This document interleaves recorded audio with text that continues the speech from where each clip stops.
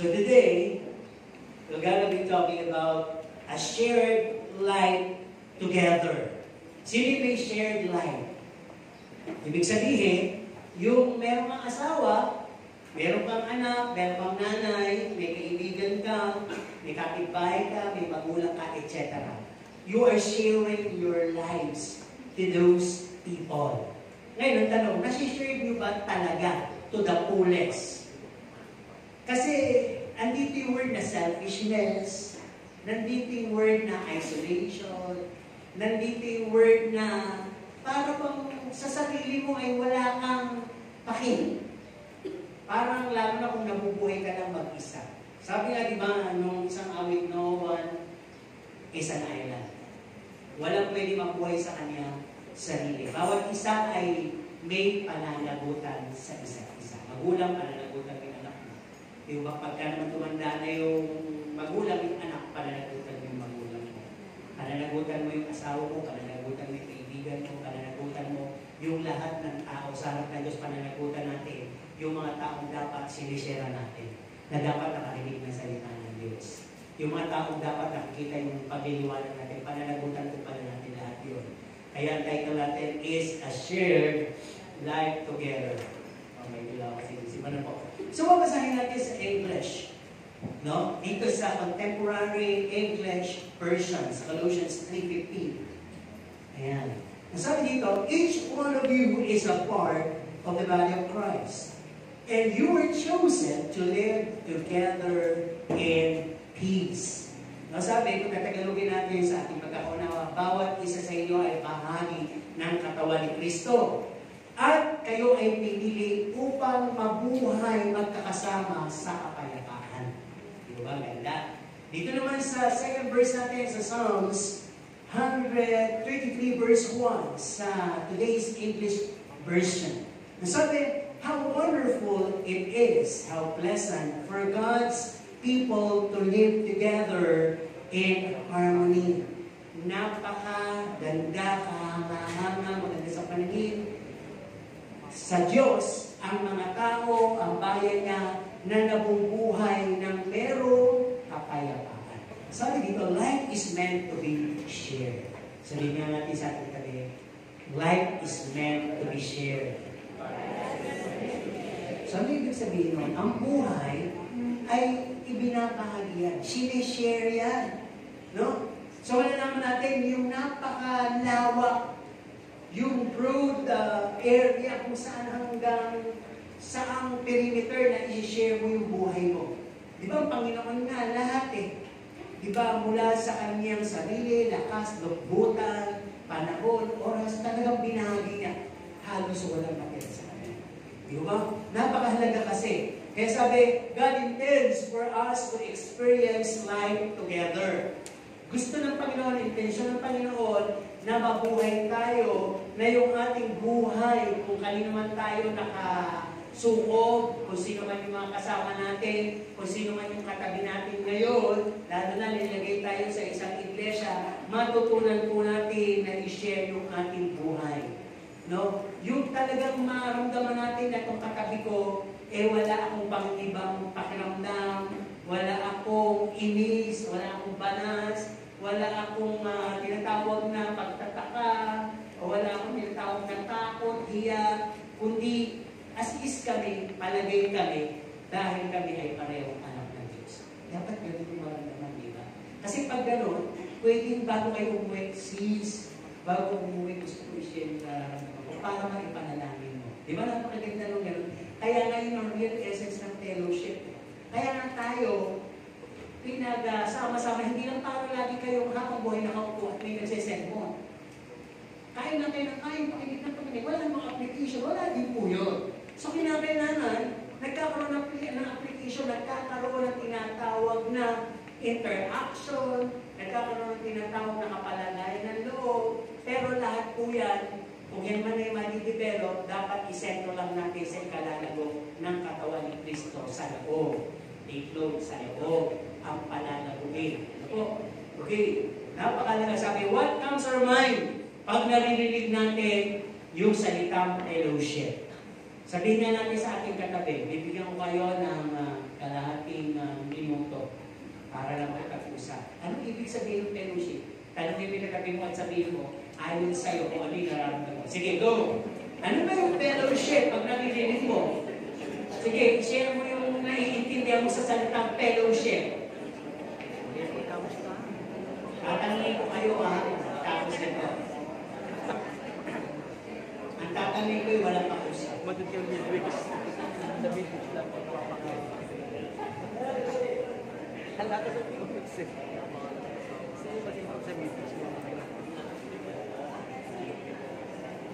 Hoy, fellowship na po, hindi po yung buhay mo yung buhay. Parang haba niya. Baka pinag-usapan yung ibang fellowship, hindi yun. Sige, dito. Anong ibig sabihin ng fellowship daw? Pampalakasan. Parang sports. Pampalabas. Dito, pagkakaisa. Dito, Pangangamusta.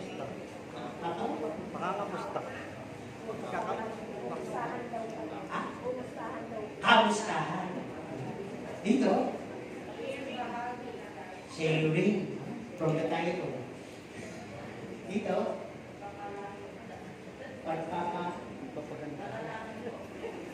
pagpapanalangin. So, tama naman po yun. Kaya nga dito, sabi nga dito, usually, pag narinig natin yung word of fellowship, we refer to casual conversation. Parang yung meron kang kausap dito, may kapatihan ka dito, may katabi ka dito, socializing. Tapos sa katibil pa kayo, nagayaan kayo kumain sa labas, hanggang nagkwentuhan kayo ng buhay na may buhay.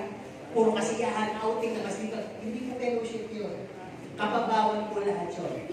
Ang sabi po, di ba, minsan nga ang tanong, where do you fellowship? Saan ka nakikipag-fellowship? Or in other words, yung tanong na yun, para bang saan ka umaattend? O saan ka nananatili pag linggo? Saan ka nagkakaroon ng refreshment pag linggo? Parang gano'n na lang po kababaw yung fellowship sa pagkakaunawa. Pero sabi po dito, real fellowship is more than just showing up and giving services. Yung real fellowship, higit pa po pala yung sa nagpapakita ka tuwing linggo, o kung ikaw man ay tumutulong, nakikipag-usap, may katabi dyan, may kapalay gano'n, higit pa pala doon yung tunay na essence ng fellowship. Ano po? Ang sabi nga, you should be, pag sinabing fellowship, experiencing life together. No? Andito kayo magkasama, alam mo ang buhay niya, alam niya ang buhay mo, nasa bahay na kayo, lalo na may social media, nagbe-messenger pa rin kayo, patuloy kayo nagpapalakasan, patuloy na kayo nagpapaalalahanan, nagtatanungan kayo tungkol sa Bible, nagkakaroon kayo na tinatawag na pag-iimbita sa susunod na linggo o sa Miyerkules, meron tayong gawain, dumalo ka, para patuloy kang lumakas. Ganun yung fellowship, hindi ka bumibitaw. Kasi nangyayari, kung mag-aagalit, parang ang fellowship ka mukha na, pakabalaw, chit-chat, tuktak, tiktak. Parang naman, pagtapos na linggo, cut off na. Pag Wednesday, connect na naman yung iba, tapos cut off na naman. Pagdating ng linggo, connect na naman. Pagtapos na, disconnect na naman. Hindi po fellowship yun. Kasi pag talagang fellowship, meron kang unselfish loving. May pag-ibig ka na hindi makasarili, meron kang honest sharing. You keep on giving time, effort, material, provision, money. Andun lagi yun. Meron kang sacrificial giving. Kailangan ng anak mo, kailangan ng mas kilala mo, pero may nag-urge sa'yo. Bigay mo, share mo. So nakakabahagi ka sa katawan ni Kristo. Sabi din dito, may sympathetic comforting ka. Kasi shallow lang tayo. O pag may patay, mag-abulit, tatayo lang tayo, mag-ibigay tayo dito. Diba? Kaya nga yung isang lahi, diba? Umuupa pa sila ng talagang taga-iyak. Yung mga chick, diba? Talagang babayaran rin para ma-feel yung emotion ng mga namatayan. Diba? Babayaran pa, umiyak ka lang doon sa hindi mo patay. Di ba kaya nangyayari yun? Para yung pakikipagkasamahan at yung init ng pagdagamayan, maramdaman. Diba? Ang nangyayari lang sa atin minsan, ay nagbibigay, kasama ko dito, nagbibigay lang tayo, pero yung ating tinatawag na pag-comfort talaga, yung pagdamay, kulang. Di ba? Okay, tuloy tayo. Sabi nga, when it comes to fellowship, size matter. Sabihin natin, size matter. Gaano ba ang kinakailangan na bilang ng fellowship? Or in other words, may tanong, ano ba ang mas effective na fellowship? Yung malaki o yung maliit? Base sa opinion nyo. Yung maliit. Di ba? Tama naman yun. Kasi sabi nga dito, smaller is better. You can worship God in a crowd. Pwede kang sumamba sa kanya sa upot ng dami na kasama na tao. Pero sabi nga dito, but you can fellowship with what? Hindi ka makakaramdam ng makikipag-ugnayan sa bawat isa o isa sa kanila, sa dami. Ang mindset mo kasi, napakarami. Di ba? Kaya nga dito po kung titignan natin, bakit nauso yung tinatawag na cell group, nauso yung D12, kinuha po lahat yan by principle sa pinag-aralan kung bakit ang Panginoon ay nagsasabi ng mumunting kawan, yung kaya mong alagaan. So hindi ko po ito sinasabi, parang divide tayo, i-12 na lang ha. Sana 1, group 1, sana group 2, walang gano'n. Kaya tayo nagkakaroon ng mga cell group leaders. Even Moses, nagkaroon siya ng tinatawag na delegation sa dami ng kanyang hinahawakan. Dahil hindi na po makabot. Di ba? This is reality. Pag may mga announcement tayo, a sermon, it is being addressed generally. Pero hindi po lahat nakaka-absorb. Although lahat nakatingin. Malalaman niyo yan pag tinanong niyo yung katabi niyo mamaya. Kung magtanong ka dito sa harap, tanongin nila sa likod. Yung nasa likod, tanongin mo isang nasa harap, ano yung sermon natin? Malalaman ko kung talaga na-absorb niya o hindi. Na-fascinate ba siya? Na-anoint ba siya? Nag-grow ba siya? Na-hit ba siya? Buti pa nga yung nakabang laging tamaan. Sensitive yun. Nakabang talagang tamaan siya. Di ba? Pero iba parang wala lang paki. Hindi po tayo nagpapacheck ng attendance, sabi dito. At ang sabi nga, bakit nagsisimula ang fellowship sa maliit? Di ba? Makikita natin, pwede magsimula sa 3, 5, 7 hanggang 12. Even Jesus Christ ministered to a small group, no? Called disciples, 12. Pwede naman siyang pumili ng 40, ng 50, ng 100. Kaya niya yun, may influensya nga siya. Di ba 12, nadagdagan yung followers niya. Di ba pwede naman siyang magdadagdag pa ako ng another set ng 12. Magdadagdag pa ako uli para mas marami akong kakampi. Wala. 12 lang talaga yung in-overshadow niya. 12 lang yung talagang kanya pong tinuruan. Pag sinabing overshadow, alam po ba ninyo yung manok na inay, na may akay? Inaakay, ibig sabihin. Di ba, nakita ko yung manok, natuturuan kumain. Pag gumano na yung nanay, saka medyo kumahig, ay ito yung mga sisi, natututo na rin. Tumukha at magkahig-kahig na gano'n. So, overshadow eh. So, nung nag-aaral ako sa Bible School, meron silang program yung mga classmate ko sa Bible School na pastora, ino-overshadow ng head pastor. So, napakalaki po nung congregation na yun, umabot ang video ng kanilang membro, at marami akong classmate na pastora, na mga dentista, engineer yung iba, businessman, pero gusto ko pastor, hindi mo yung pastor, nag-aaral lang, for knowledge. At doon ko nakakita na, meron sila service na hanggang 5 sa buong maghapon. May English, Tagalog, Tagalog sa gabi. So, different crowds. Pero kung ang ating sabay-sabay, talagang punong-puno, no? So, Octagon yung church na yun. Doon sa tapat ng NBI, yung Cathedral of Praise. So, doon ko nakita na kahit napakalaki, ang daming pastor. Dahil may area pastor sila na mangangalaga. Kasi hindi naman lahat yun ma-absorb. Yung sinasabi nung pinaka-head pastor. Di ba? Pagtapos nun, meron pa silang mga kanya-kanyang Bible study, kanya-kanyang meeting, kanya-kanyang midweeks, kanya-kanyang outing sa laki ng ako. Di ba? Pero lahat, ang loyalty and faithfulness, hindi po sinisira. Mula doon sa Panginoon, sa head pastor, at sa mga sumusunod na sub-leaders and associate pastors. Big unity. So, napakalaga po ng fellowship. Kaya tingnan natin, pag-aralan natin ng body of Christ. Sabihin natin, I belong to the body of Christ. Magtatanong ako, kailan ka na-belong sa body of Christ? Kailan nangyari yun? Proud. Kailan nangyari na ikaw ay nasa katawan ni Kristo?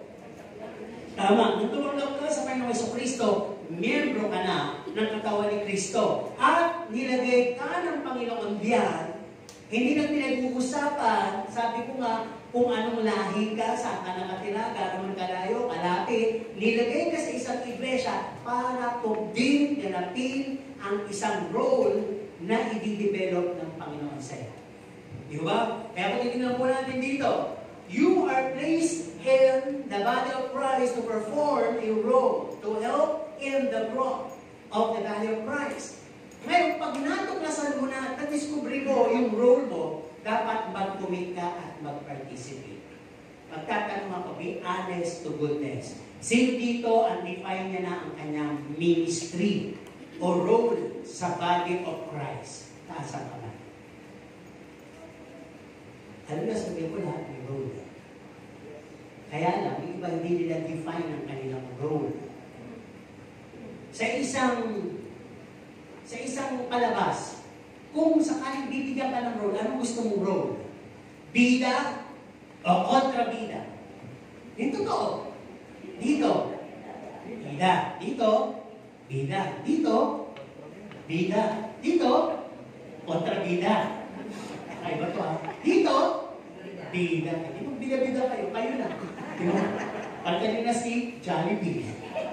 Hindi ka sa nakikita ko sa Facebook. Sa dami na aking ingat.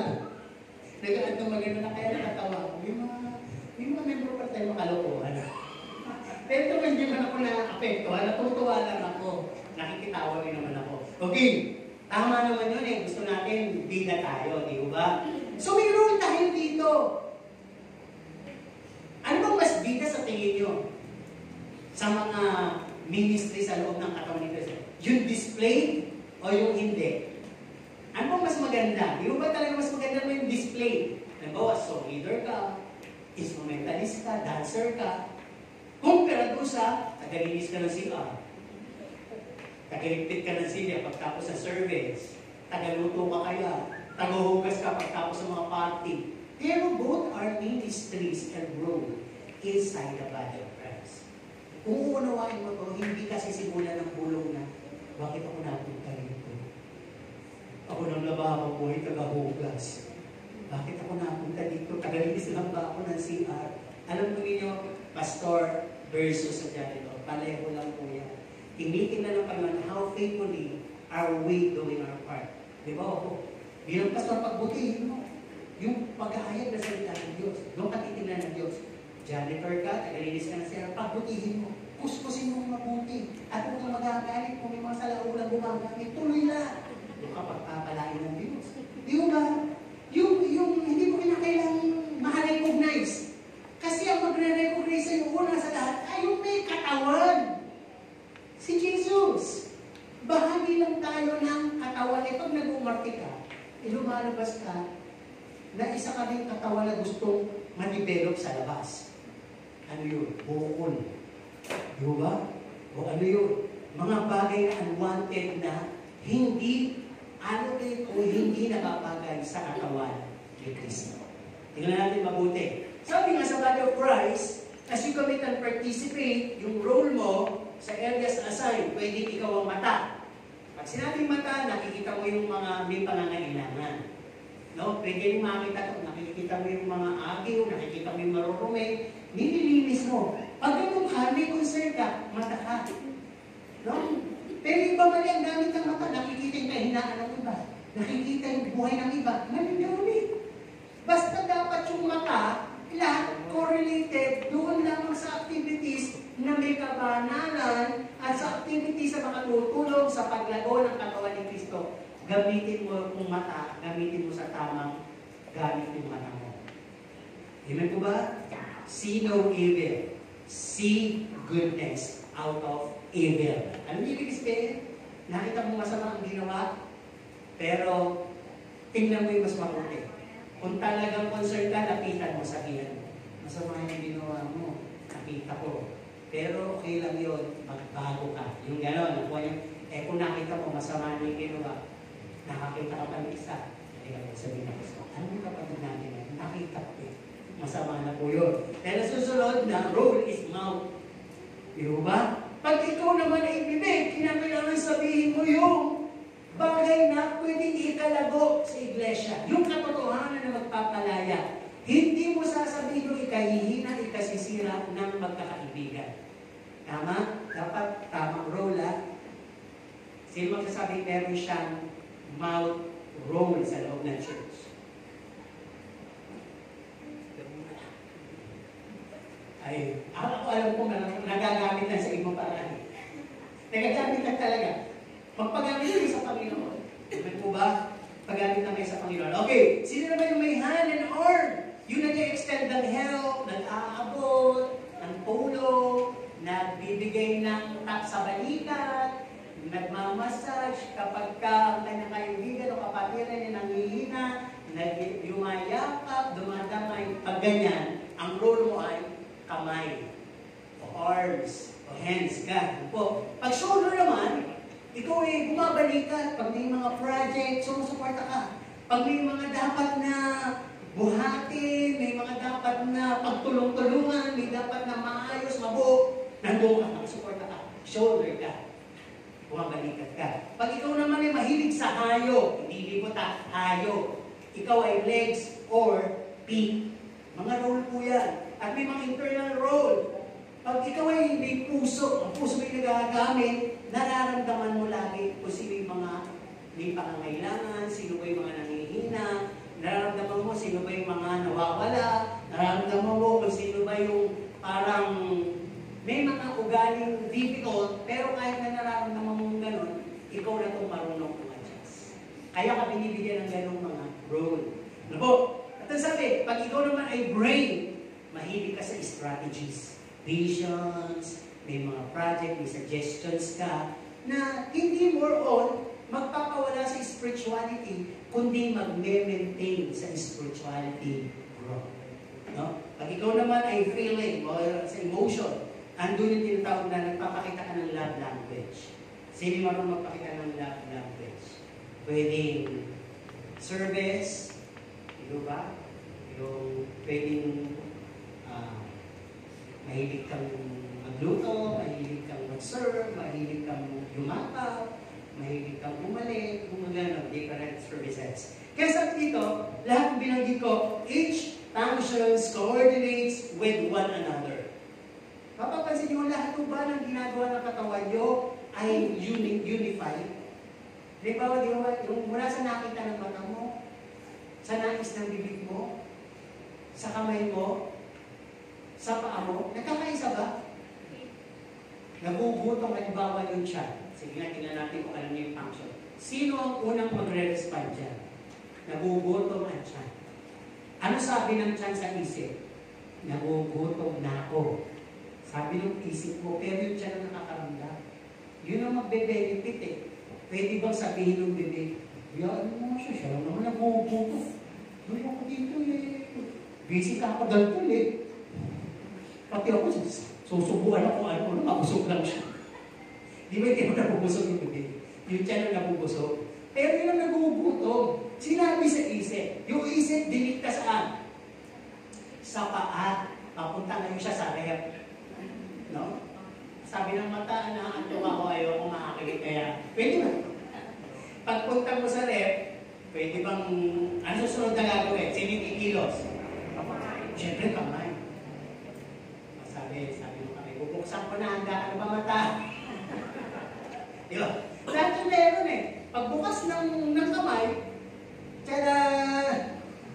May nakita. Ngayon yung bibig ang magsasalita ng report. Uy, meron pa pala ditong karne. Maluto nga. Sasabihin ba ng kamay? Sasabihin ba ng doon? Nung nagsalita yung bibig, nakipagkaisa ka lahat. Gagalaw na lahat yan. At lahat maghihirap. Magbe-benefit ba lahat? Lahat may kilos, pangangailangan mo dyan. Yung kamay na maarte, hindi pwedeng maarte. Kukuhay ng tindor, kutsara ba yan, maglalabas siya ng kamatis. At yung bibig na nagtututbrush, dyan pa dadaanin. Ihigupin na lahat. No, sabaw na maitim ng pusit, mga kalalansan, gusto mo kainin. lulunin mo. No? At yung wala namang kamuang-muang na katawan mo, pinapahigpisan ng kamay. Mga dumi niya. So, hindi nagagalit ba ron? Wala. Kasi nagkakaisa. Kaya sabi, each function coordinates with one another. Everyone does their part and agrees to one another for the benefit. Lahat kasi magbe-benefit. Walang kontrahan, walang labanan. Dapat makita natin mag-body of Christ. Ganon. No? Halimbawa, nakakita tayo ng may nagpapakanta, roll mo yun. May tumutugtog, roll mo yun. Ikaw naman, taga-hugas, roll mo yun. Taga-walis, roll mo yun. Pwede mong sabihin, ay, kawawa. Walis ng walis. Ay, kawawa, luto ng luto, hindi mo lang napapansin. Samantala kami, lagi kami nandito, kita-kita kami. Para kaming star. Kasi ikaw na. Iba the boys. Eh, hindi. Pwede mo natin sabihin, sige, para mahalat-halat, dito ka na lang magwalis sa pulpito. Para mahalat-halat, kung taga-luto, dito ka magluto. Pwede ba gano'n? Wala nang kaayusan yun. So, kinakailangan saan man tayong area, ano man ang ating role sa katawan ni Kristo, nakita ni Kristo lahat yan. Dahil na kung ginawa mo ng taus-puso para sa katawan ni Kristo, for the benefit of the growth of the body, tuwang-tuwa si Kristo dyan. Hindi abnormal yung kanyang katawan, normal lang na kumikilos ang lahat. Subukan nyo, sorry for this term. Nakita na kayo ng stroke. Nakita na kayo yung medyo naapektuhan ng sakit. Di ba hindi na siya normal lumakad? Hindi na siya normal magsalita? Hindi na siya normal kumilos? May konting kahinaan na, may konting effort na dapat na talagang pagsumigihan niya para ma-restore niya ulit. Gusto man niya ibalik, kukuha muna yung kailangan talaga dyan ay therapy, pinakailangan talaga dyan mag-exercise, i-lessen yung mga bad foods para bumalik sa normal ulit. Di ba? Ma-restore. So, actually, nangyayari din po yung sa spiritual body. Nagkakaroon minsan ng mga abnormality or sakit. Pero nandiyan ang Panginoon, katawan niya yan eh. Siya ang kikilos. Sasabihan na tayo para ma-restore mo yun ang katawan.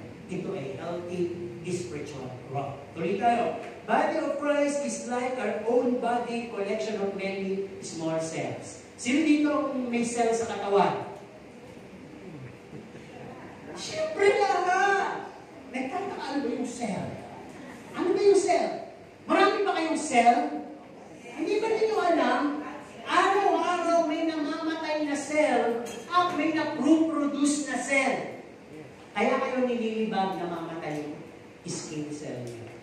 Kaya nahuhulog ang mga buhok niyo, namamatay yung cell ng anit niyo. Pero, may tumutubo, iilan na lang.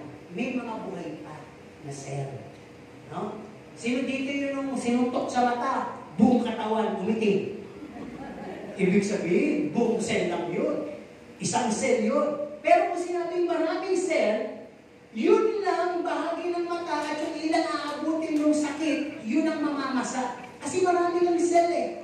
Hindi siya mapupunta sa buong katawan. Bagamat daman ang lahat yung sakit ng black eye, ang may affected ng area ay yung mata. Dahil ang may maliliit nga na cell. So yung ibang cell, kaya nilang injure, hindi kami maapektuhan ng itim. Parang sulog. Di ba maraming sulog, bahay-bahay, marami, parang cell yan. Pag nasunog at hindi agad nakontrahan ng tubig, lahat yun, sulog. Pero pag napusan ng tubig, kaya kami bakit-bakit, parang gano'n yung cell. Ano po? Kaya sabi nga dito, bawat Kristiyano ay kinakailangan mag-involve sa maliliit na cell group o spiritual activities. Ano to sa loob ng church?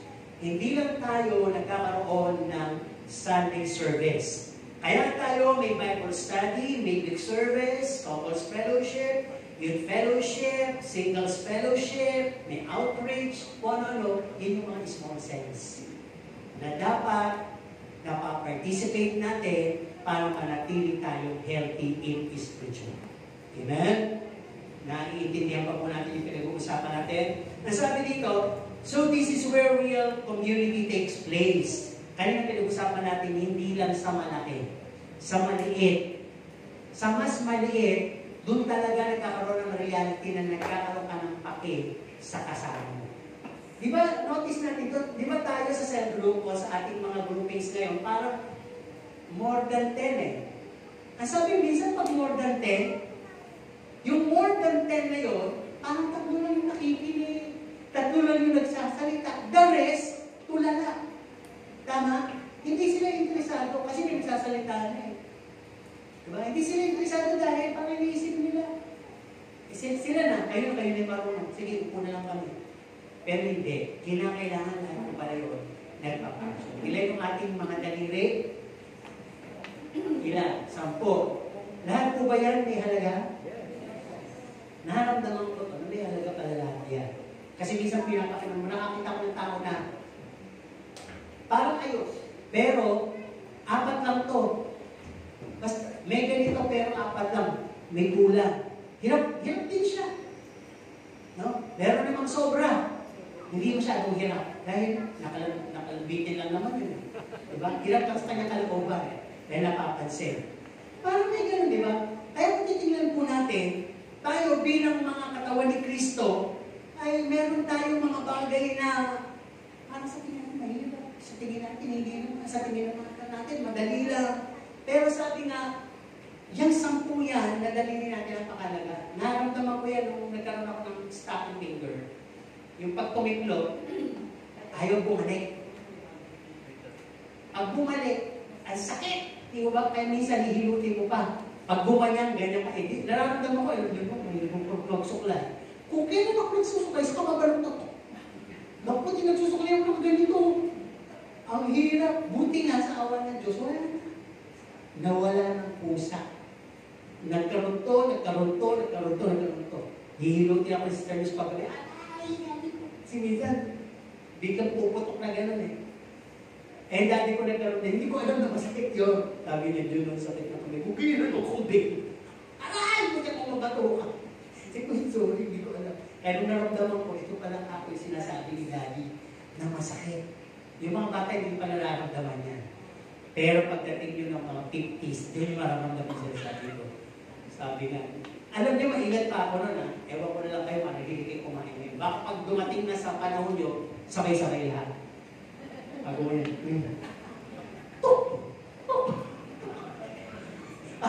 Buti nga, ayan, close open. Salamat sa Panginoon. Talagang Diyos na nagpapagaling. Amen. Tuloy tayo dito. Ang sabi nga dito, and God has made an incredible promise. Natatandaan niyo yung Matthew 18:20. Ang sabi ng Panginoon, 3, 5, 7, 12 na nagtitipon. Pero sabi sa Bible, 2, 3 na nagtitipon sa aking pangalan. Ando lang. Hindi lang yun nangyari nung nagkita yung 3, nag-usap. Tapos mas maraming pinag-usapan na hindi naman spiritual. Hindi po yun. Etong 2, 3 sinasabi dito, may tunay na pakikipag-fellowship sa bawat isa. Sila'y merong pagkakilanlan sa bawat isang tunay. Nagmamahalan, maaaring nagdadamayan, nagtutulungan, nagpapalakasan. Pag gano'n yung core ng 2, 3, talagang ang Diyos sa gitna. At napaka-powerful. Amen? Tuloy tayo. Ang sabi, normal feelings and issues we get and encounter within the body. Bear with me, ma'am. I'm sorry. Ang sabi dito, katulad ng physical body, sometimes we feel well and sometimes we feel bad. Ano bang gusto niyo maramdaman? Yung well o bad kayo? Pag well, yung ayos ka, energetic ka. Pag bad, parang makikita, lula, hilo, may masakit na hindi mo mawari, hindi ka balanse. So, ano gusto mong maramdaman? Yung well o yung bad? Siyempre yung well. Dahil mas marami kang magagawa, di ba? Ngayon sabi na dito, sometimes we see our eyes. Tingnan natin muna yung mata natin. No? Halimbawa lang to. Yung mata natin, nakakapag-stir up yan ng feelings and interest. Halimbawa, may nakita kang bagay na nakakatakot o negatibo o hindi maganda. Di ba, hindi mo maiwasang makita. Halimbawa, aksidente. Titingnan mo. Pero kung hindi ka interesado, pwede mo pagtagos makita, iwan mo na. Di ba? Iwan mo na. Ganun din, halimbawa, kung ikaw ay matured na Kristiyano, may nakita mo hindi maganda, pinalagpas mo na lang. Di ba? Ngayon sabi din dito, ang mata natin, minsan ay nagiging curious yan. Pag nakita natin, lalapitan pa natin, uurin natin pa natin. Ano yung usapan niyo? Ha? Ano ginagawa niyo dyan, ha? Hindi nyo man lang kasi nasabi. Ayan na. Kaya pag di yung mata natin pinagkulan natin, magsisimula tayo magsalita, magiging interesado, at yung narinig natin, ibabalita na natin. Mula sa mata, magpapangsyon ang tenga, magpapangsyon ang bibig, magpapangsyon ang paa, lahat na pati puso. At makangahaway ng ibang machine, ng ibang mga tao din. Kaya napakahalaga. Sabi na dito, sometimes we feel unwanted, rejected, and parang may discrimination sa loob. Mag-isolate na lang ako. Sino nakaramdam ng meron? Parang naman ako hindi welcome sa fellowship na yun. Parang naman hindi ako nakakausap. Parang naman hindi ako ginagamit. Parang naman sila na. It's a natural issue. It's a natural feeling that God allows. Para matuto ka, mag-interact. Pwede ka naman. Basta ba't hindi ako nagagamit? Diba? Pero huwag na doon. Basta ba't hindi ako nagagamit? Puro na lang siya. Iba na po yun. Issue na yun. Magtanong ka ng ukol lang sa'yo. Huwag mo lang itanong yung ukol sa iba. Ano ba nakikita mo sa kanya na wala sa akin? Siya may hindi, ikaw wala. Ang ibig sabihin, siya matapang magsalita, ikaw hindi. Diba? Gusto mo bang marinig yun? So pag nakarinig ka pa ng mga ganong komento, kung hindi ka naman marunong mag-divide-divide ng mga, hindi ka mathematician, hindi ka marunong mag-divide-divide ng mga tinatawag na kahalagahan, kaunawaan, ay magkakaroon ka na ng overthinking, magkakaroon ka na ng negative thinking, magkakaroon ka na ng judgmental thinking, etc. Sira na. Hindi ka na magpaparticipate. Okay. Ang sabi dito, sometimes we feel unwanted. Parang hindi tayo hinahanap, rejected, hindi tayo gusto, may discrimination, sila-sila lang, may isolation, bubukod na lang ako. Ngayon sabi dito, it is up to you. It is up to you to entertain insecurity and self-pity. Nasa sa'yo yan kung aalagaan mo yung insecurity mo. Baka bago ka pa dumating sa katawan ni Kristo, meron ka ng insecurity issue. Alam mo ibig sabihin? Baka meron ka ng tinatawag na pagiging introvert. O baka meron ka ng tinatawag na masyado kang mahiyain. O yung pabebe, parang gusto mo sanay kang pinagluluto, sinusubuan, ginagawa yung bebek para mamaya hindi para malulo. Yung masyadong assist ang binigay sa iyo ng nakapaligid sa iyo. Kaya nung nandito ka sa loob ng katawan ni Kristo, hinahanap mo yung mga bagay na yun. Learn to adjust. Katawan ni Kristo pinag-uusapan. This is God's temple, God's body. Nilagay tayo as role. Hindi tayo yung may katawan na tayo nahanap ng bagay na in-amend sa atin. Tuloy tayo. Ang sabi din dito, or you just escape and think positively. Petty issue lang yun. Bagay, kung hahanapin ko pang pansin ako, karagdagan pa sa kanila yun. Pero, susubukan ko na lang. Lumaki. Diba? Kung hindi lang ako makamayan, makamayan ko sila. Hindi naman kabawasan sa akin yun eh. Hindi naman ako nawala ng mata, hindi ako nilapit. Tama? Nabuwasan ba yung kulay ng lipstick mo nung hindi ka kayo nakusap? Di ba? Na-preserve eh, di ba? Tapos, di ba, sila usap ng usap, ikaw ganito lang ganito. Makita mo sa sarili, ang pula ng labi mo. Di ba? Kaya hindi ka bawasan sa'yo. Nasa sa'yo pag-a-adjust yan. Kaya kung titignan mo mabuti dito, petty issues, just skip it and be positive. Napakaganda ng isang tao, inaapawa ng positivity. Amen ko ba? Nagmumukha ka matalino. Nagmumukha kang may alam. At nagmumukha kang mature sa lahat sa stature mo, hindi lang sa itsura mo. Kaya sabi ko dito, so with our physical body, naaapektuhan po tayo ng different diseases. Magbibigay lang po ako ng mga iba't ibang pwedeng dumating sa atin. Di ba, malimit, pwede tayong gapuan allergy. Katulad ko. Ayos-ayos lang. Medyo may mga pinagpagpagpag lang ako. Kaya ito na, may tumulo na. Kaya meron akong dala na ito. Di ba? Allergy. Ang bilis. Ngayon, pwede rin disabled ka. Di ba? Pwede rin may diabetes ka. O pwede rin may cancer ka. Bigyan natin yan ng mga remedy. Pwede temporary and for short or for long. Pag may allergy ka, pwede kang uminom ng gamot. So, uminom ako ng anti-allergy. Kaya medyo wala na, tuyo na. Ngayon, pag disabled ka, may mga medical tools. Di ba kasi Brother Joel? Kailan mo Brother Joel? Reality naman. Meron kang saklay, meron kang wheelchair. Di ba? Mamimend naman eh. Ngayon, kapag diabetes ka, pwede kang magamot through maintenance medicine. Tapos mag-exercise ka. You can prolong your life. Pero hindi pa kasama yung grace of God doon, pero kailangan mag-report ka na. Pag may cancer ka, ang tanong ko sa inyo, magagamot ba to? Yes. Lahat po ng cancer pwede magamot. At hindi rin lahat ay ma-assure na hindi nakakalik. Tama po ba? Marami kasing cases kag bumalik, bumuelo lang. At meron mang totaling bumalik, at meron totaling kailangan ng putulin. At may totaling kailangan ng ilibig. Tama po.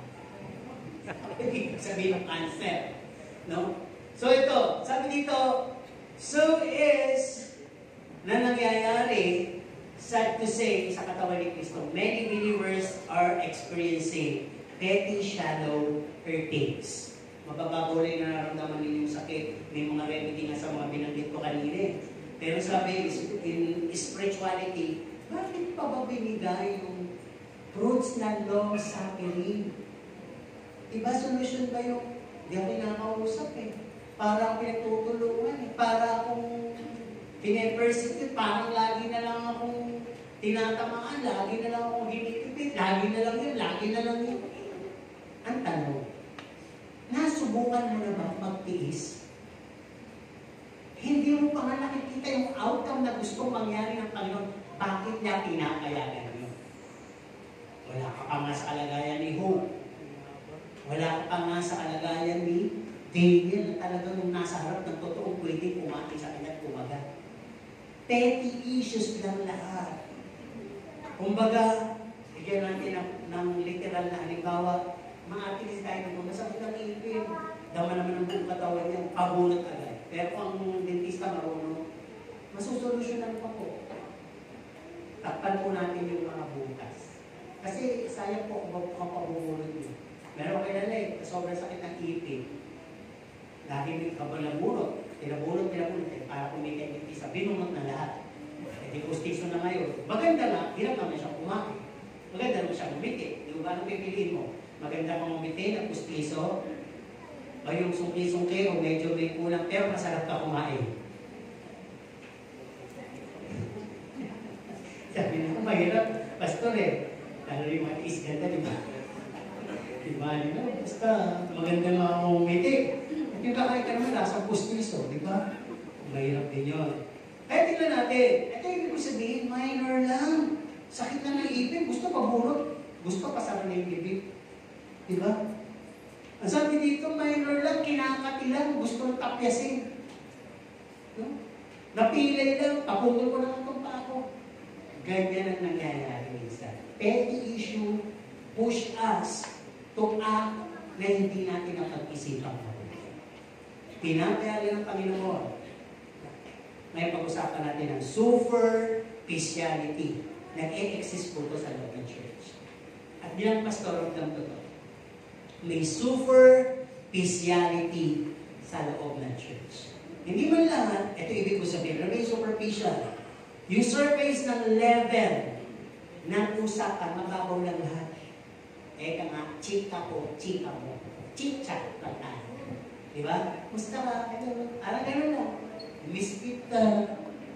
Parang gano'n, hindi mo totoo. Ba't hindi ka rin tumadalo? Mas maganda naman hindi ka tumadalo. May mga katugtong pa lang salita yun na hindi na binabanggit.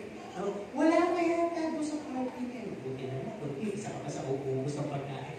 Yung gano'n, alam niyo, totoo naman nangyayari ito. No? Kaya sabi nga dito, maraming mga pretending to be fine.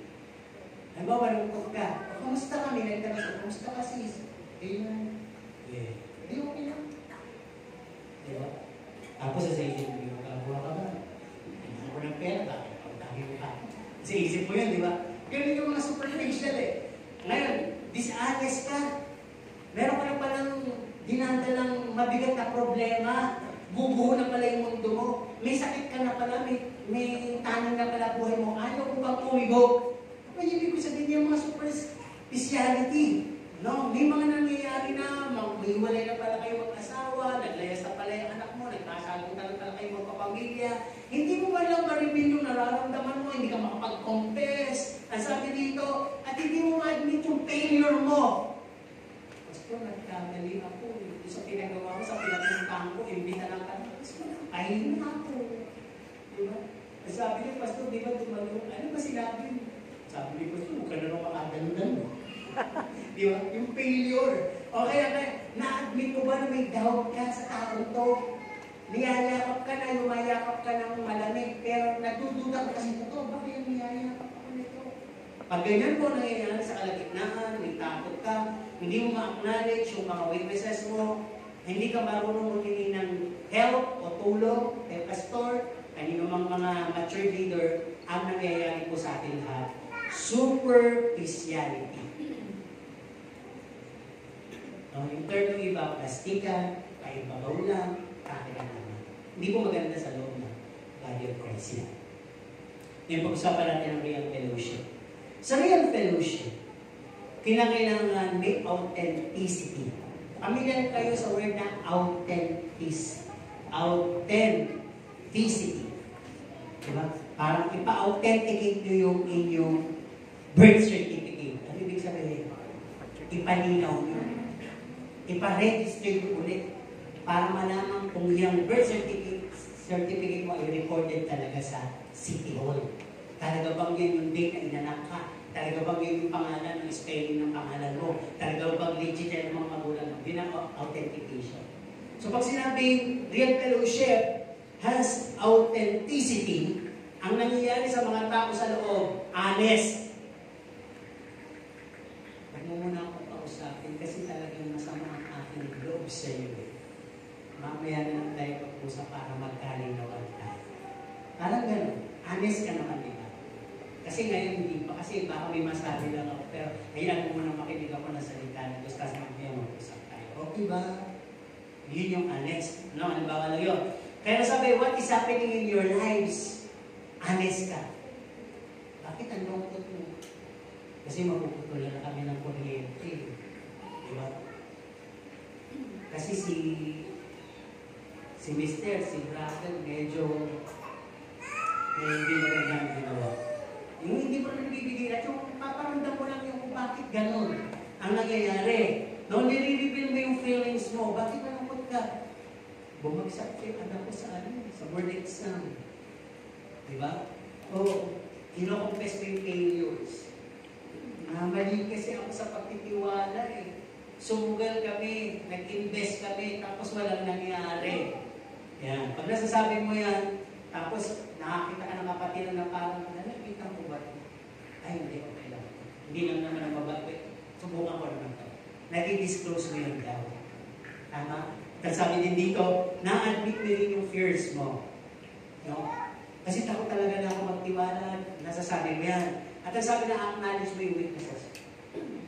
Ano ka lang basta, hindi na muna ako sama kasi mahina din ako sa ganun eh. Sa paggastos, mas mahina ako maging practical eh. Diba? Pag gano'n na ang nangyayari, nagsisik ka ng help and prayers. Ibig sabihin, kayong nasa loob, tayong nasa loob, ang ating fellowship ay talaga authenticated. Sa totoo lang. No? We become open about our lives that we experience. That is real fellowship. Diba? Kasi pag yung katawan ay lalo na yung mata, nakita mo kung saan madumi. Gagalawin ba? Gagalawin mo? Hindi. Kakalikutin mo? Hindi. Lilinisin mo? Hindi. Lilinisin mo. Diba kung saan makati, yuyuko ka, aabutin ng kamay, kakabutin hanggang mawala yung kamay. Kaya pag nawit ka na, nagdidesisyon din yung kamay na galunin mo ng kuko, diinan mo. Lalagyan mo siya ng sakit para imbis na kate, sakit ang manatilig. Yung pantal, di ba? Isang ginaganon mo ng kuko mo. Maya-maya wala na yung kate. So yun, ano yung ibig ko sabihin na sa authentication ay kinakailangan magkaroon ka ng courage and humility to be open up to others. Ngayon ipapasok ko ito, huwag magagalit. Siguro kaya hindi mangyari yun superficial ang nangyayari sa loob. Tayo na rin ang may kagagawa. Baka minsan kasi naging contradict na tayo. Napanginig kasi. Naging chismoso tayo. Hindi tayo mapagkatiwalaan ng mga kapatid. Kaya wala tuloy gustong magsabi. Tama? Walang gustong mag-confide ng feelings niya. Walang gustong magkwento. Para bang sino pa ba ang pagkakatiwalaan ko sa church? Yan. Kaya payo lang sa ating lahat. Para mangyari yung real fellowship, ayusin natin buhay natin. Huwag na tayo mag-minister doon sa ikakasira ng katawan. Doon tayo sa ikakabuo ng katawan. Huwag tayo sa ikakalamig ng katawan. Ikahina. Doon tayo sa ikaiinit, ikakalago ng katawan. Alam po na, hanapin tayo ng Diyos doon. Yung ministeryo yun. Nagawa mo ba na ikaw ay mapagkatiwalaan sa katawan ko? Kaya yung kamay, hindi niya na maabot na gano'n, nagkaroon na ng disease. Naapektuhan yung katawan ko dahil sa kagagawan mo. Baka tayo magano'n ni Kristo.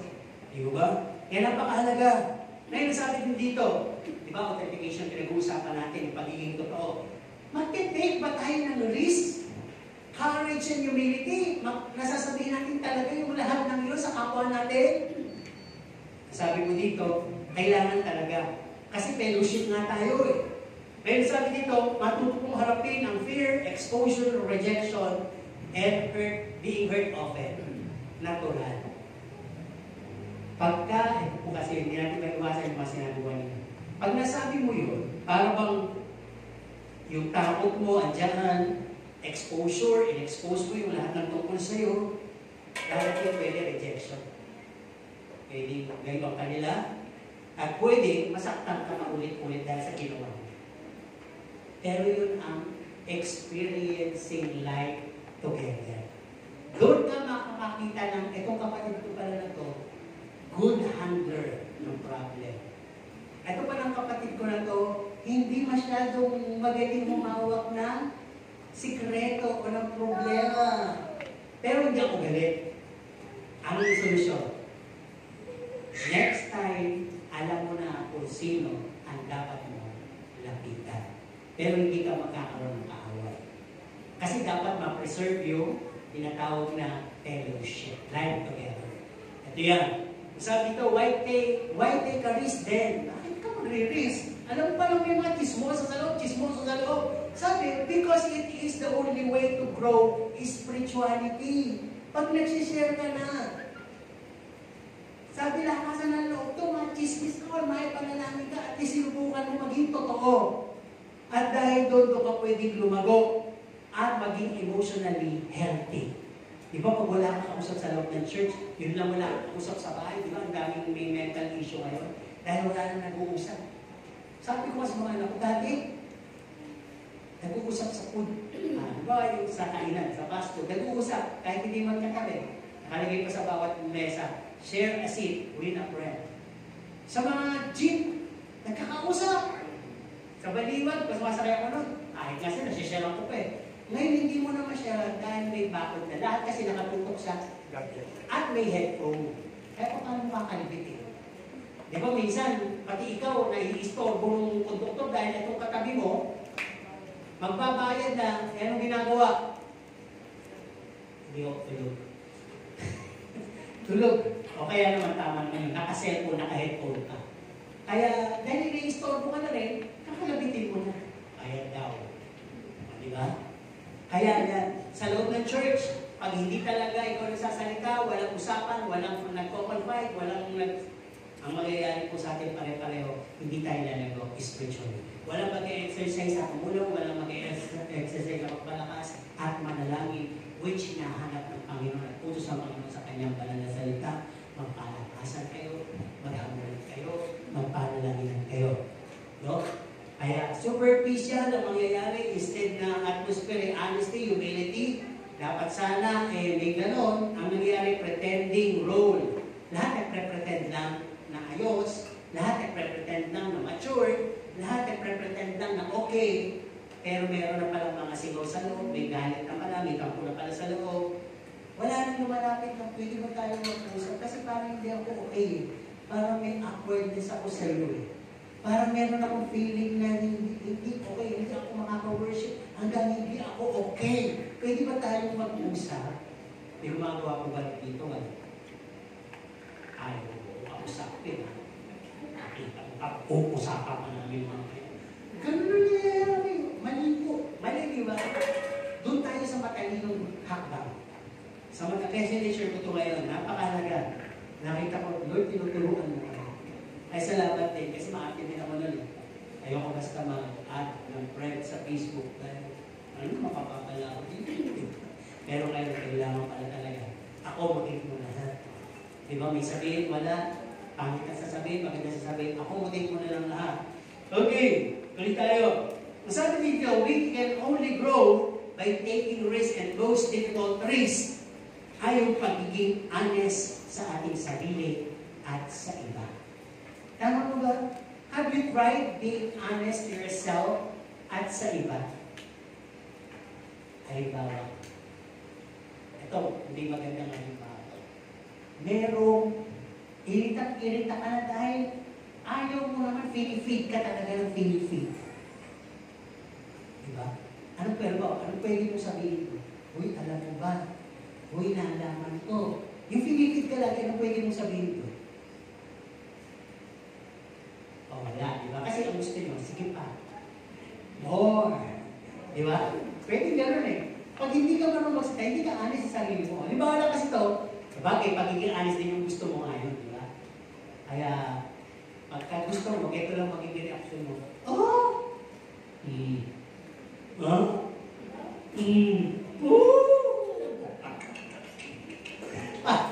Parang yung nagkakwento sa'yo yan, no? Pinapagbaga mo pa!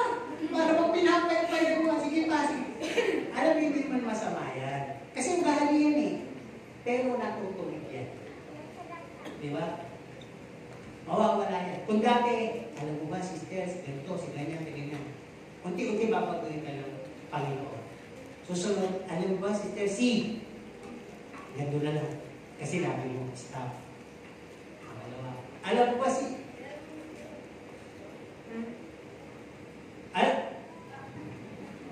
kaya susunod, naubos na. Di ba? Kasi nagtuturo ka lang. Ikaw, bakit mo ko lang yung ginagawa?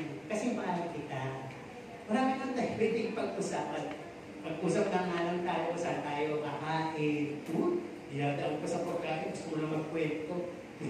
Pag gano'n, maging mabuti lang tayo sa lahat. Amen po ba? Pangalawa, mga kapato, experiencing mutuality. Mutual. Ano yung word ng mutual? Real fellowship is having mutuality. Mutual. Di ba narinig natin ito? Kaya, nagka-developan kayo ng walang proper na sagot na oo. Parang nagustuhan mo siya, nagustuhan ka niya, maya-maya, nag-uusap kayo, maya-maya, malapit na kayo sa isa't isa.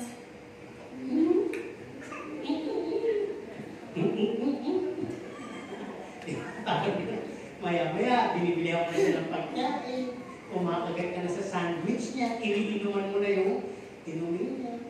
May ubo siya, may ubo ka na rin. Yun. Nagkaroon kayo ng unawaan. Oo. Dahil may mutual relationship kayo. Pag sinabi yung mutual relationship kayo, parang sabi ng iba, matuon ba kayo? Di ba ba? Kayo na ba? Hindi mo masagot. Hindi, mutual na. Di ba? Ano ibig sabihin ng mutual? Parang ganito. Sabi dito, the art of giving and receiving, it's depending on each other. Hindi pwede yung isa lang, hindi mutual. Pag sinabing mutual, nagkakaunawaan kayo pareho. So sa loob ng fellowship, kailangan may ganun, nagkakaunawaan ba tayo? I believe, kaya katabi niyo yan, nauunawaan niyo. Tama? Hindi naman kayo katabi sa hindi nyo nauunawaan. Amen po ba? Ang sabi din dito, no? It is the heart of fellowship. Ang sabi na dito, Romans 1:12, New Century Version, sabi ni Paul, Now, Paul said, I want us to help each other with the faith we have. Your faith will help me, and my faith will help you. Ang ganda ng pagkakaano sa New Century Version, di ba? Ang sabi ko sa Tagalog, sabi ni Pablo, gusto ko magtulungan tayong dalawa. Yung faith na meron tayo, yung faith ko, tutulungan kita. At sa faith mo, tulungan mo ako. Nakuha niyo? Magtulungan tayo, parang gano'n. So sabi dito, kung lahat pala tayo dito consistent, walang gumagawa ng mga bagay na hindi in line sa growth ng body of Christ. Ibig sabihin kung lahat ng tayo dito gagawa ng parang mutual na naiintindihan na natin na, uy, pag meron tayong gawain na, uy, alisin natin yung tampuhan na, uy, walang nasiraan na, uy, walang Indiana na, uy, walang lamangan na, basta lahat tayo magkakapatid. Isa lang ang ating Panginoon, ang Panginoon lang. Palakasin mo ako palagi, papalakasin din kita palagi. Huwag na natin entertaining yung mga bagay na hindi maganda. Hindi naman yung magdadala sa atin sa langit. Pag gano'n ang nasa paligid mo, pareho tayong lalabas. Tama po ba? Pareho tayo magpapatuloy. Kaya nga sabi ko dito, the Bible commands mutual accountability. Dapat naunawaan natin to. Accountable ka sa bawat isa dito. Kailangan daw magkaroon tayo ng mutual encouragement, mutual serving, mutual honoring. Over 50 times sinabi sa Bible yan, sa New Testament, kinuman ng Panginoon, that you do different tasks to one another and each other. Basahin natin, NIV version. Romans 14:19, make every effort to do what leads to peace and mutual edification. Ano edification? Pagpapalakas. Paano ka lalakas, paano siya mapapalakas kung hindi kayo mag-i-ignite, mag-unite, o magkakakilala. Halimbawa na, ano ang pwede isama sa hollow blocks para siya maitayo at maging matatag? Semento, bakal, bato, gabita, tubig. Di ba? Pag hinalo-halo mo yun, magkakasama sila. Kung wala kang alam, hollow blocks. Ano yung halo mo dito? Ay, putik. Putik. Kaya kaya ng dumi ng kalabaw, pampatina. Lagyan ko kaya ng tanim sa gitna, parang yun yung magiging bakal. Hindi. At ang pinakahuli, lalagyan ko siya ng bubble gum. Maraming bubble gum para gawin. Hindi mo ganun. Kaya kung hindi mo alam ang common things sa bawat isa nyo, paano tayo makaka-build na fellowship? Napanibig ko sabihin, kaya kailangan kilala mo. Isang tanong na lang. Teacher Jeremy ka. Ito. Hindi na tayo lalayo. Yung naka-face mask ulit. Ayan. Si sister. Oh, yun. Hindi naman yun ang tanong ko eh. Ang tanong ko, ilan sila magkakapatid? Oh. Yun akala nyo. Di ba apat? Tatlo. Sinabrang ko lang. Kaya alam ko talaga tatlo. Tatlo yan. Di ba may isa pang babae? Ayun. Kasi kailangan alam natin at alam mo kung sino yung panganay, sino yung bunso. Para alam mo rin yung reference mo. Naku, ibig ko sabihin, kaya pala siya gano'n. Dahil sinasabi, panganay. Di ba? Kaya pala siya gano'n. Pangalawa, parang ako, nakakarili ako. Naku mo. Kaya pala sila nahuli. Ang dami kasi nila naliligo sa umaga. Hindi ka na judgmental. Kasi alam mo, yun ang ibig sabihin, experiencing life together. Hindi po yung pagiging chismis. Ang pagiging chismis ay yung buhay niya. Kinuwento mo ka. Alam mo na, yung dalawa pala yun. Okay pa yun? Eto pa. Yung panganay hanggang sa pangpito, yun naman naliligo. Yung pangwalo, pababa, may muta. Wala na sa tubig. Di ba? Hindi kasi nag-planning yung pamilya. Pag gano'n na yung usapan yung unlevel, chismis na po yun. Pero yung malaman mo lang, siya, pangalan niya, may asawa pa siya, di ba? Brother William sa pantanong. Pero alam mo na po, di ba? Yung naka-face mask ko nila, di ba?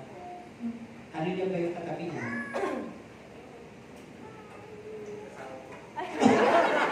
Sabi ko na. Magkapatid po yan. Tatlo nga yan eh.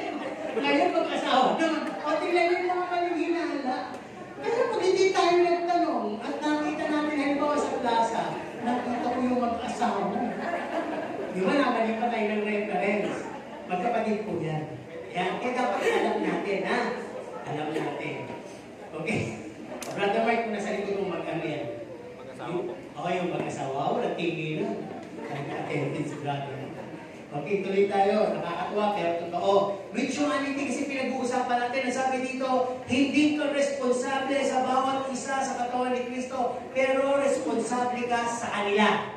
Ibig sabihin, hindi mo maabot isa-isa. Yung ilan sa kanila, responsable ka. Kailangan abutin mo din sila at tulungan. Pangatlo, experiencing sympathy. Pagkas ito, dalawa na lang. Ano ibig sabihin ng sympathy? Pumapasok ka, nakikibahagi ka doon sa nararamdaman niyang sakit. No? Or yung other, call it empathy. Ang tawag nila ngayon dito, empathy. Diba? Para bang sabi dito sa Colossians 3 verse 12, ano po? Sa God's Word Translation. Sabi, as holy people, we sympathize, we are being kind, humble, gentle, and patient. So, dalawa lang po yung minimit ng tinatawag na sympathy. No, yung fundamentals ng sympathy. Paano ka magkakaroon ng sympathy? Matuto kang uminawa. Pangalawa, matuto kang magkaroon ng feelings na validated. Yung pakiramdam sa kanya, lumakat talaga. Dama mo. Alam mo yung nawalan sila. Nawalan sila naman sa uwi. Dama mo yung lungkot. Hindi pa wala kang pakialam. Halimbawa, issue pa ba ngayon na, halimbawa, namatay na nga sila, issue pa ba ngayon na meron kayong tampuhan, issue pa ba dito yung hindi mo siya kikibuin, mabuti nga sa kanya. Meron pa ba yung issue mo? Hindi po, wala kasimpati yung gano'n. Wherein yung hinahanap ko sa katawan ni Kristo yung sympathy. Ang ibig sabihin dito, that every time you would understand someone's feeling, nag-build po tayo ng fellowship. Ang pinag-uusapan natin yung pinakatatag yung pakikipagkakatilan. Kaya sabi dito, the Bible commands in Galatians 6 verse 2, New Living Translation, sabi po dito sa New Living Translation ng Galatians 6 verse 2, share each other's trouble, problems, and in this way, obey the law of Christ. Doon sa malalim na pinagdadaanan niya, maaaring krisis, o kalubayan, duda, doon ka kinakailangan magpakita na simpatya. Ako yun.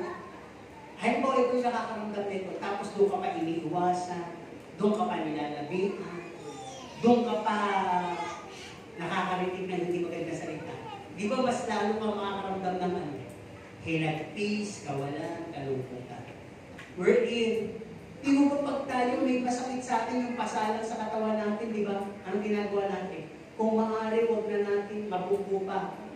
Hindi, ginagawa natin, di ba? Bisinahan na natin mainit, nilalagay natin ng compress, cold o hot, para lang mag-medyo sakit, mawala yung sakit. Pag-ihiga tayo, hindi natin siya inilalapat, yung abin sa inang nilalapat. Parang gano'n, matuto kang namadyas. Pag ang kapatid ko dito, may kalungkutan, may pinagkataan ng problema, sila mag-asawa, sila mag-anak, medyo tahimik ka muna, ibigay mo lang muna yung simpatya mo, yung unawa mo. At yung pakiramdam mo na, mas iparamdam mo, ando ka naman para manalangin sa kanila. Kasi minsan yung simpatya natin, mali. Bakit ang lungkot? Hindi mo na ako makakapagsalita eh. Kasi may problema kami mag-asawa. Ano? Talagang yung mga lalaki. Yan, sabi ko sa iyo. Ayaw mo yung gano'n. Kaya baka hindi ka mapalin ng problema. Natanggal pala sa trabaho eh. Kasi minsan, mahilig agad tayo mag-jump over conclusion. Isa pa lang yung sinasabi niya, ikaw 2,000 na. Di ba? Kaya tingnan natin mabuti. Kailangan natin dito pa rin ang God's o Holy Spirit, guidance, leading, and discernment. Okay, sabi din dito, para bang, kung may example sa Bible, si Hope, Naramdaman niyo naman si Hope. Ano nangyari sa kanya doon sa time na punong-puno na siya ng sugat at wala na po siyang pag-asa. Naglagay na siya ng abo, sinib niya na yung ulo niya, umupo na siya sa abo, hinakap niya na yung damit niya, nakapikit na lang siya, umiiyak. Anong mga naramdaman niya? Anong mga narinig pa niyang salita sa asawa at kaibigan niya? Sinabayan pa, di ba? Sumpain mo kaya ang Diyos na mamatay ka na. Di ba? Kaya hindi dapat pwede. Yun yung sinasabi ko. Pagka meron ng kayo mga kapatid na naparabang na sa ganong procedures, tumahimik tayo, mas nakakatulong yun. Panalangin natin. Kung hindi man tayo sinagot, doon sa tinanong natin, kamusta ka na, ano bang nararamdaman mo, hindi sumagot, give respect. Just sympathize. Okay. Di ba? Hindi yun. Grabe yan. Tinanong ko naman. Hindi mo na sumagot. Mukhang buto. Malay mo nang pala, hindi ko ito, masakitan siya. Diba?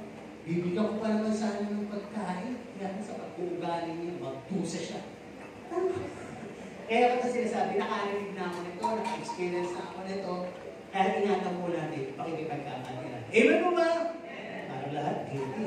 Okay, tingnan natin sa D, experiencing real mercy. Sa fellowship, kailangan may mercy. Kanino galing ang mercy? Sino nabigyan ng mercy? Sino ang pangalan ng mercy? Wala dito. Sino may kakilala mercy? Anak kaya? Kapatid? Asawa? Ano ibig sabihin ng mercy? Have mercy on me. Ano ibig sabihin? Anong habag? Habag. Habag. O awak. Awak. Diba? Anong mas malalim? Mercy o pity?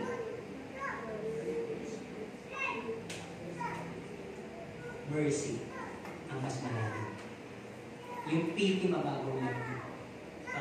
Kaya nga nasasabi ni Will, self-pity. Wala namang term na self-mercy. Self-pity. Tingnan natin ano ibig sabihin nito. Fellowship, brothers and sisters, hear this. Fellowship is a place of grace and mercy. Di ba nasa narrative, whether you like it or not, grace and mercy wins. Di ba nung umalis yung alibugang anak, buwanay, anong nanaig sa ama niya? Galit o awa? Di ba? Pag yung anak mo malayo sa'yo, ano nararamdaman mo? Galit, awa. Awa, di ba? Pero kayo ng mga bataan, huwag nang ma-promote yung awa, ilalayas kayo. Sama naman kami. Hindi natin may motivation. No? Kaya tuloy tayo. Sabi din dito, ang mistake na nangyayari sa kapatiran natin, pag meron tayong mercy and grace, hindi natin nirarap o kinukustos. But, we'll wrap out. Ang sabi, binubura natin. Tama ba? Ang Diyos na pinatawag tayo, hindi na inuupalit na yung ginawa natin. Kinalimutan niya yung ginawa natin. Yun ang mercy. Kaya sabi dito, we all need mercy because lahat po tayo nakakatiso. Lahat tayo nagtitiso. Lahat tayo nagko-fall. Lahat tayo ay bumabalik doon sa dating track, sa dating ugali natin. Kaya ang habag ng Diyos hindi natatapos sa atin. Ganon din ang motivation. Kung ang kapatid mo ay paulit-ulit sa kanyang ginagawang pag-ugali sa harap mo, sa harap natin, maawa na lang.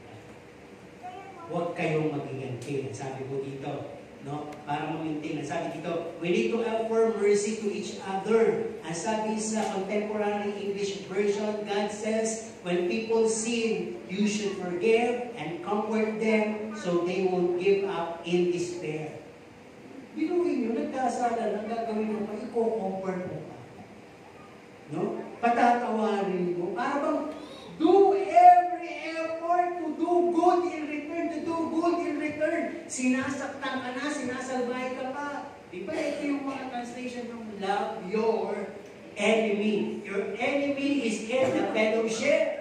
Pero hindi dahilan yan para ikaw ay mawala o bumitaw sa fellowship. You must remain sapagkat may role kang gagawin sa loob ng fellowship. Your role is palakasin siya, i-win siya, patawarin siya, at ma-restore ang inyong relationship para ma-maintain ang yung fellowship. Yun ang ibig sabihin ng may mercy, real people, experience real mercy and real fellowship. Yun, napakahalaga. Sabi dito, no? You can't have fellowship without forgiveness. God warns those who hold grudges. Colossians 3:13. Sabi, because of bitterness, resentment, always, it destroys fellowship. No? Sa Living Bible Translation. Pagka sa loob ng church, marami yung mapapakit na karanasan, pagkatanim sa kapwa, wala pong fellowship na nabubuo. Oo, nakikita tayo, ang dami natin, pero hindi po fellowship yan. Attendance yan. Nakunuhan niyo sana ang ibig sabihin ng fellowship. Ang fellowship na sa kanila ko pa sinasabi, walang pakiramdam ng awkwardness. Kundi, sa matuling sabi, ang pakiramdam mo ay lapat ang loob mo. Sa katabi mo, sa malayo sa'yo, sa malapit sa'yo, sa natatanaw mo, sa likod, sa harap, sa kaliwa, o yung nakatayo sa harap mo, lapat ang loob mo. Yun ang tunay na fellowship. Dahil pag may ganong pakiramdam, ma-absorb lahat. Yung pag-ibig ng Diyos na binibigay niya, yung revelation na binibigay niya, yung pagpapala na binibigay niya, tanggap ng lahat na nasa core ng fellowship. Pero pag wala ng fellowship, marami lang tayo sa number, masaya lang tayo puno, mababaw lang. Wala naman tayo lang wablis, yung paglabas natin, pag-uwi. Wala yan. Routine lang tayo. Every Sunday, papakita, pinupuno lang natin yung ating mga assigned chairs. Kaya pag wala dito, ay absent si ganito, absent si ganyan, kasi wala siya sa pwede. Pero yung real essence of fellowship, hindi ko naman. Tama? Kaya napakalaga. Sabi dito, remember, ito na po yung dapat natin maintindihan. Intindihin nyo ito para tumibay kayo. Remember, tayo pong lahat imperfect, sinful in nature, at pwedeng magsakitan. Ito po yun, makapagbigay sa mga loob. Kung makatisod ka sa iba, sabi ko nga, di ba kahit ako pwede akong threat sa inyo. Sa aking mga pamumuhay, sa aking sermon. The way I share my life with pwedeng threat. Pero sabi ko, wala tayong magagawa. Hindi solusyon ang hiwalayan. Sabi ko dito, ganito lang. Na sometimes we hurt each other intentionally or unintentionally. But either way, sabi, it takes massive amount of mercy and grace to create and maintain fellowship. Alam niyo yung sabihin ng massive? Sobra-sobra. Amount. Sobra-sobrang amount ng biyaya na galing sa Diyos na isi-share natin sa buhay ng iba, sa buhay natin, para lang natin mamintinan yung pakikipagkakapita. May magandang sinasabi po dito eh. Colossians 3:13, Living Bible version. Sabi po, you must make allowance for each other's fault and forgive the person who offended you. Remember, the Lord's forgive you, so you must forgive others. Sa Tagalog sabi, maglagay ka ng paluan. Sa bawat isa na pagkakamali, magpatawad ka sa tao sumasakit sa iyo. Tandaan mo, ang Diyos ay nagpatawad, kailangan kang magpatawad. Alam niyo yung word na allowance? Sino dito ang may weekly allowance na binabudget? Nagsesegregate na kayo na 100 pesos, electricity. 50 pesos, tubig. 500 pesos, bako ng mga anak. Diba? Ganon. Nagme-make allowance ka. Para, kaya naman, for emergency. 100 for emergency. Para dumating yung pangangailangan, may makukuha kang, may mahuhugot kang allowance. Allowance. Bakit nasabi dito? You must make allowance for each other's fault. Maghanda ka ng paluan sa maaring maging pagkakamali ng kapatid mo. Yung pinapaalala pala tayo ng Panginoon. Ibig sabihin lang, bilang tao, hindi mo ma-assure na yan brother at sister mo, na utukan nila mo, habang buhay, sweet kayo. Tama? Dadating ang time na susubugin kayo. Kung talagang kayo ba ay nasa fellowship, talaga bang pag-ibig ni Kristo ang pinagsasaluhan nyo, talaga bang totoo kayo sa isa't isa, Sige, Satanas, pinakakuha kita bilang toro, torohin mo yung dalawang yan. Kaya red flag, di ba? Alam na bibigyan kayo ng issue yun. Susubukin. Di ba? Kaya dito nga napakaliwanag eh. No? Nasabi dito, God's mercy to us, yung pag-ibig ng Diyos, kahabagan niya motivational po na nangyayari pag ginagawa natin sa iba. Namomotivate. The more kang nagpapatawad, the more ang papatawaran ng Diyos sa kasi. Ano ba gusto mong marinig? Yung pinatawad ka ng Diyos o yung hindi ka pinatawad? Di ho ba, halimbawa, narinig mo to, kasalanan walang kapatawaran. Pag yan ay narinig mo, nakakatakot ba yun, nakakatawa? Okay. Dahil alam mo na may haharapin ka, kaparusahan. At hindi biro yung kaparusahan, di mo ba? Pag sinabing walang kapatawaran, laan ka na doon sa destinasyon na yun. Di mo ba? Oo, kaya sabi dito, pag ikaw ay nag-withhold ng kapatawaran, parang unti-unti mo rin pinapakuran, pinuputol ang sinag o pag-asa na nilalaan ng Diyos para patawarin ka. Nawawala din. Kasi sabi ko, pinatawad ka ng Diyos, ba't hindi mo maibigay yung pagpapatawad? Kaya sabi po rito, halos sa panghuli natin, whether you are hurt by someone, you have a choice. Kailan yung free will pa rin po, di ba? Free will. Meron kang choice to retaliate or to resolution. Alam po ninyo yung retaliate? Kasi ginawa mo eh. Mangyayari ba ito? Hindi ka nagsimula. Nananahimik ako eh. Ginawa-gawa mo. Kaya, bahala ka sa buhay mo. Yan ang retaliate. Yung resolution, kasi ginawa mo eh. Saktan ako. Pero yan mo, darating yung panahon, makapatawad kita. Pinapatawad na kita, pero yung tiwala, hindi ko muna magbigay. Pero pinapatawad na kita. Yun ang resolution. Nasa iyo ang pagpili lagi. At sa lahat ng gagawin mo lagi kung iisipin, inihuhubog ka kung sino si Kristo. Kaya last, sabi dito, many people are reluctant to show mercy because they don't understand the difference between trust and forgiveness. Parang issue sa kanila, isa lang yun. Hindi po. Sabi dito, forgiveness is letting go of the past. Trust has to do with future behavior. Patawarin mo lang. At obserbahan mo. Huwag ka mag-reserve. Obserbahan mo naman kung genuine yung paghingi ng tawad. Kung talaga hindi na uulit eh. Kung hindi ka talaga inuulit, makakagain ka ulit ng trust. Kaya sabi din dito, forgiveness must be immediate whether not a person is asking for it. Kahit hindi pa niya hinihingi, bigay mo na yung pagkabaran. Unawain mo na. Pero yung trust, kinakailangan ma-rebuild yan someday. Di ba? Kaya, ang gusto ko lang sabihin dito, bilang isang iglesia, huwag lang tayo manatili doon sa superficial relationship. Na parang mabaw lang natin, hi, hello, kamusta ka, miss kita. Pero sa deep inside, hindi naman totoo. Di ba? Ang sabi dito, maging totoo tayo. Kung may nararamdaman ka kay Pastor, kay Sister Luz, kahit sino dito, napitan mo, makipag-usap ka. Diba? Sabihin mo, share mo yung feeling mo. Yun yung right thing share together.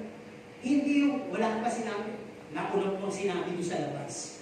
E paano kung nasa labas ang pinagsabihan mo, may galit, may black reference. E wala na. Tinanong ka na rin ang tinanong ng negatibong bagay. Doon nagkakaroon ng pagkakawa at wala.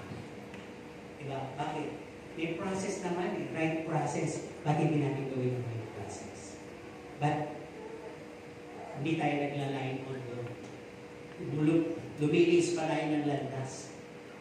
Diba? Kaya sabi nung sa Psalms o sa Kawikaan, there is a way that seems right. Ginang tao, matalino ka eh. Kala mo tama to. Pero ang huli nung papahawaran. Alam niyo, okay, sa real and genuine relationship and fellowship is just learn to be honest with yourself and to others. Don't be afraid to take risk.